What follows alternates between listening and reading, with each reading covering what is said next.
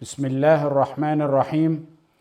الحمد لله والصلاة والسلام على رسوله وعلى آله وصحبه وسلم تسليما كثيرا مزيدا إلى يوم الدين. أما بعد.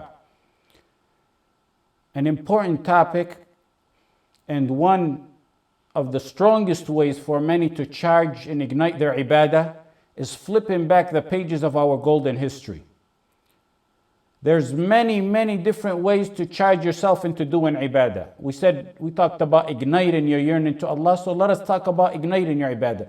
For example, one of the ways is warm up for ibadah, like the 2 rak'ah the Prophet ﷺ did, gives you energy and excels your ibadah. Remembering death kills boredom and blows the sleep away, making room for your ibadah. Snippets of the life of the Salaf overcomes laziness, and it energizes and charges and gets one to excel. And that's what I wanted to talk about. Befriend the Salaf. Choose a friend from the Salaf and befriend him.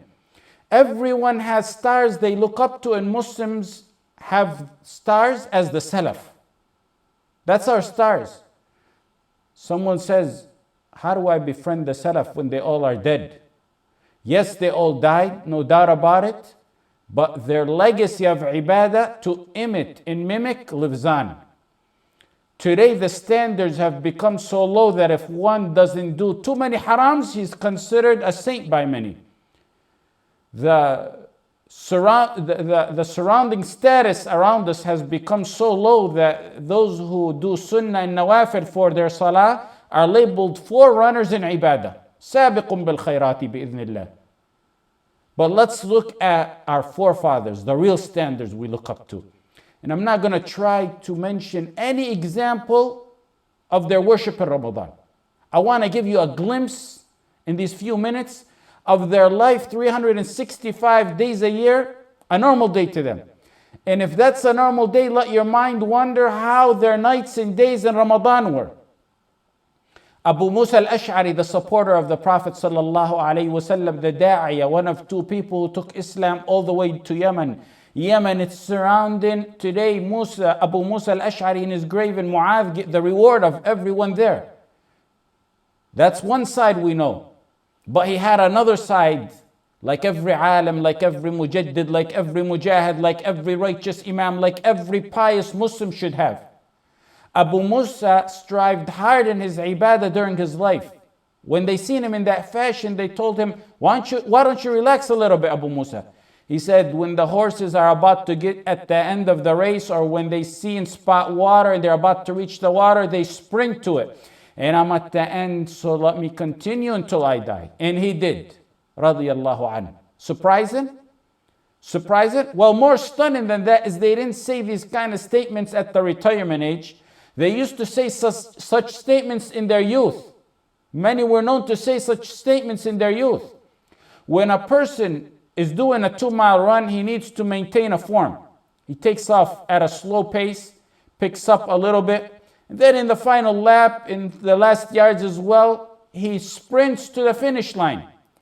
Their life in ibadah wasn't like that.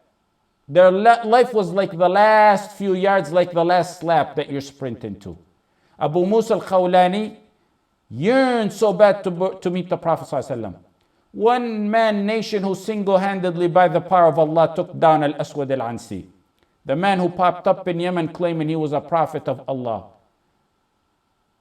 While the armies clashed and the memorizers of the Quran were being killed one after another by the tens, if not by, in another narration, by the hundreds. They were fending off Musaylam al-Kadhdhab. Abu Muslim al-Khawlani on the other side of the world took down al-Aswad al-Ansi alone by himself by the will of Allah. A man whose dua was answered. He had a statement similar to that of his teacher Abu Musa al-Ash'ari. But he also said to the Sahaba something amazing. When he was ousted out of Yemen, and he quickly headed to Medina to meet the Prophet sallallahu alaihi wasallam, only to find out that the Prophet sallallahu alaihi wasallam had died just before he got there. In his agony of not reaching the level of a Sahabi, he said, do you companions think you will ever beat us? No, wallahi, we will compete with you and we will beat you. Daring, bold statement from a giant. That should be my statement and your statement. We should compete with our Salaf. If you want their levels and if you want their companionship in Jannah. حَسِبْتُمْ أَن تَدْخُلُوا الْجَنَّةَ وَلَمَّا يَعْلَمِ اللَّهُ الَّذِينَ جَاهَدُوا مِنْكُمْ وَيَعْلَمُ الصَّابِرِينَ. You think you'll enter the same Jannah of Bilal and Abu Bakr and Khalid and Umar and Hafsa and Sumayya without doing the work they did? You think just because I took my shahada and I was born into Islam, I'm granted a free shuttle pass into Firdaus without some sleepless nights of worship? It's amazing to read in the books that detail the biographies of the Salaf, statements like, so and so, they said about him, if you were to tell him, wallahi, numerous times I read it, if you were to tell him that he would die tomorrow, there's nothing he could fit in his schedule of ibadah. Their life, all of their life, every day of their life was as if they're going to die that day or the following day. You may say we can't be like them. Wallahi al-azim, it's possible. Sahaba didn't get revelation and neither did we. Tabi'een didn't see the one who got revelation and neither did we. They were determined, we're not. That's the problem right there. It's difficult, yes. Impossible, no. But we also mention such supreme examples so that if one does a small portion of what we say they did, then he will overcome the obstacle of all obstacles in becoming among those successful, saved from hell and admitted to paradise. فَمَنْ زُحْزِحَ عَنِ النَّارِ وَأُدْخِلَ الْجَنَّةَ فَقَدْ فَازَ وَمَا الْحَيَاةُ الدُّنْيَا إِلَّا مَتَاعُ الْغُرُورِ. Samples that inspire one not to let the blessed days enter and leave without taking advantage of them. And it's not only the quantity of their ibadah, but rather it's also the quality of their ibadah. Qatada said, Mawriq al-Ajli said, the ideal example of a believer on this earth is a man whose ship has sunk and he's floating on a small piece of wood, shouting, Ya Allah, so that Allah can deliver him out of the water safely. That's how the life should be. Their life, their entire life was like a man in an ocean, surfing. His life depends on a small piece of wood, desperate that Allah delivers them to the shore, to their shore. What they meant by that is Jannah. They used to describe Sufyan al-Thawri as though he was on a sinking ship. Most of his saying was, Ya Rab Sallim, Ya Rab Sallim. Oh Allah safety, oh Allah safety, the dua of the messengers on the day of terror. Fatima bint Abdul Malik, the wife of Umar ibn Abdul Aziz, the great Khalifa, said, I never seen anyone more into salah or fasting or fearful than Allah, to Allah and from Allah than Umar. Fatima said he used to make Isha, then cry and weep as he slumbers, getting up slumbering in and out all night long.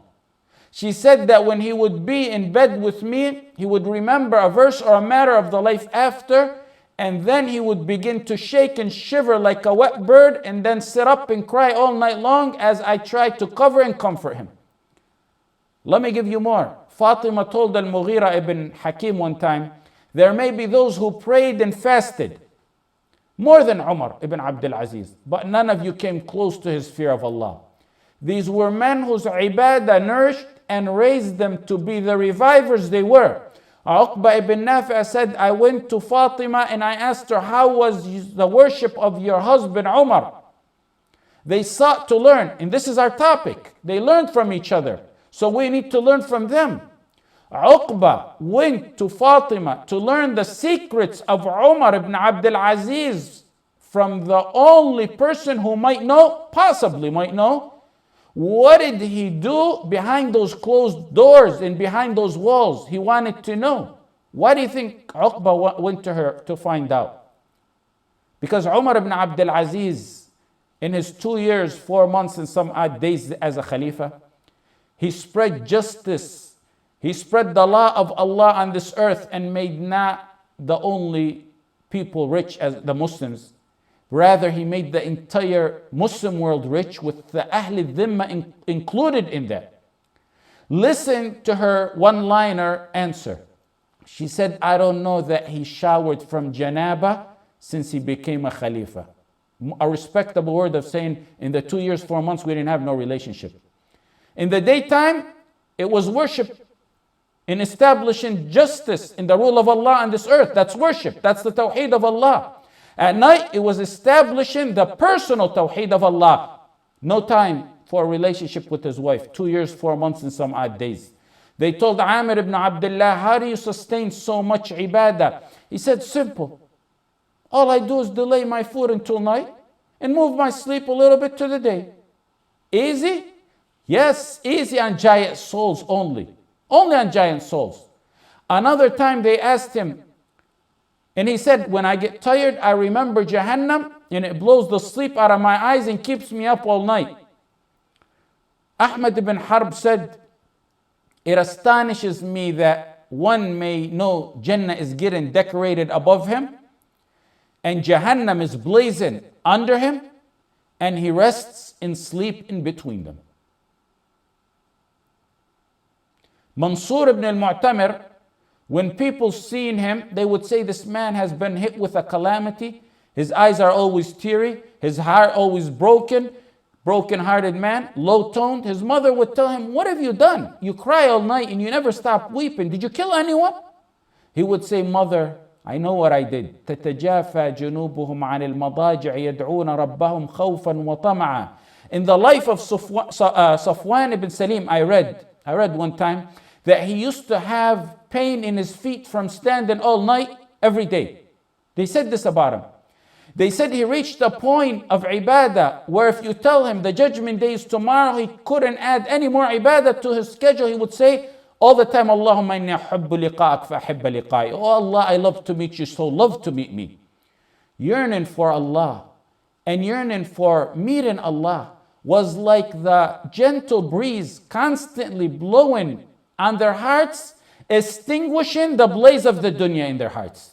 Musa ibn Ismail said, if I tell you that I never seen Hammad ibn Salama laughing, would you believe me?